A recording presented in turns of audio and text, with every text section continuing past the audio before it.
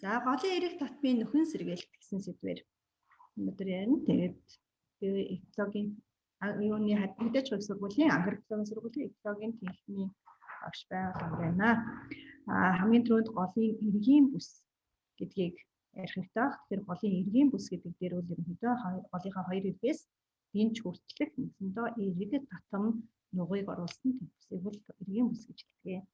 За голын эргийн бүсийн үндсэн үүргүүд гэж байна. Тэгэхээр энэ үүргүүдэд юу ордог вэ гэхээр хурдсыг тогтоож, үеийн татмыг бий болгох, өргөжүүлэх, үертэй үед урсгалын энергийг сааруулах, голын голдролын хэвийг хадгалах, үерийн усыг тогтоон барьснараа газрын доорх ус руу нэвчлэлтийг сайжруулах, голын эргийг эвдрүүлэхгүй тогтвортой хадгалах ийм үүргүүдийг голын эргийн бүс маань гүйцэтгэж байдаг юм байна экосистемдээ.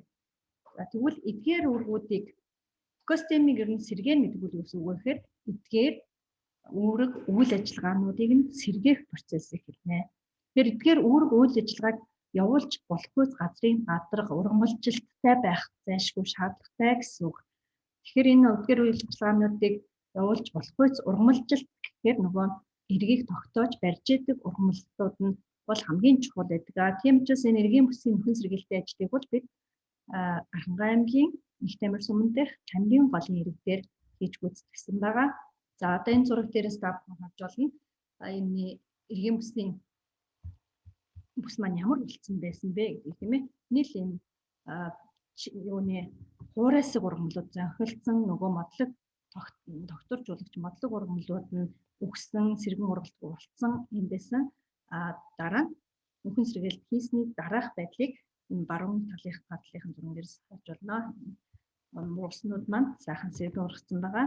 За тэрнээс гадна зөвхөн бургаснууд улаасууд гэх юм уу сэргэн ургахаас гадна бид нөхөн сэргээлтийн ажлыг хийхэд бол хашаа барьж хийж байгаа. Тэгэхээр хашаан доктор ургамлын байгалийн аясаараа нөхөн сэргсэн байдлыг бол байдал бол маш өөр байсан. Өөрөөр хэлэх юм бол одоо бид ингээд юугаа жижиг мөчрөөр тарьсан бургас улаасуудаа тоолох гэхэд эдрийгээ тоолох боломжгүй болтол ингэж сайхан өвслөг ургамлууд нь нөхөн сэргсэн эдрийгээ тоолохын тулд өвсөө ингэж ядж ээж зургийг авах ийм шаардлагатай болсон байсан. Тэгэхээр байгалийн аясаараа нөхөн сэргэх чадвар бол голын эргийн бүсэд бол маш өндөр байгаа юм байна гэдгийг энэ зурагнаас харж байна. За энэ мөн адилхан хашаан дотор байгаа ургамлуудын сэргсэн байдлыг харуулж байгаа зураг байна. За тэгэхээр ерөнхийдөө ямар үр дүн гарсан бэ гэхээр нөхөн сэргээлтийн тарьсан бургас улаасны маань амьдралын хувьд 84-95% байсан. Үүнээс гадна үслэг ургамлууд бол байгалийн аясаар сэргэн ургасан байдлаас харахад бол голын эрэг татмын бүсэд гашааны гадна талд 27 зүйлээс нь бол гашаан дотор 53 зүйл тоологдож бараг 2 дахин зүйлийн тоо нэмэгдсэн. Тэрнээс гадна хашсан талбайд байгаа ургац бол 15 центнерга хүртэл нэмэгдсэн, гаагаар нэмэгдсэн ийм үр дүнтэй байна. Тэгэхээр голын эргийн бүсийн хувьд бол чивийг нь боломж нь байгаа учраас нөхөн сэргэх өөрийнхөө аясаар байгалийн аясаараа нөхөн сэргэх боломж их сайтай байгаа юм байна. Тэрнээс гадна нөхөн сэргээлтийн ажлыг ер нь сайхан эрчимтэй явуулах хэрэгтэй байна гэсэн ийм үр дүн төрсөн. За энэ нэг жижигхэн хөрхэн бургасны цохойцаар энэ хэлтгэлээ дуусгая.